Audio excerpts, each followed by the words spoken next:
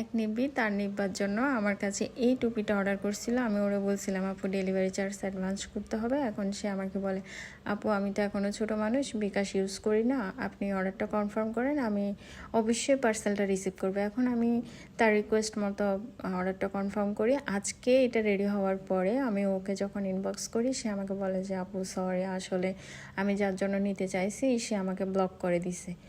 By, তোমাদের কাছ থেকে অ্যাডভান্স না নিয়ে প্রোডাক্ট কনফার্ম করলে এই হয় 2 দিনের মধ্যে তোমাদের মা খালা মারা যায়, চাচা মারা যায়, মানে ব্যাকআপ হয়ে যায়, তোমরা 2 দিনের মধ্যে বিদেশ চলে যাও। তোমাদের জুনজুনি কথায় কথায় এত নাড়া দেয় কেমনে আমি বুঝি না। তোমাদের জুনজুনিতে এত তেজ কই থেকে আসে? তোমাদের নিব্বা নিব্বির জ্বালায় ফেসবুকে আসলে বিজনেস করা যায় না। কথায় কথায় তোমাদের জুনজুনির মধ্যে তেজ চলে আসে, আসলে কিচ্ছু বলার নাই। মানে এত রিকোয়েস্ট করো, রিকোয়েস্টের ফল এটাই পাই।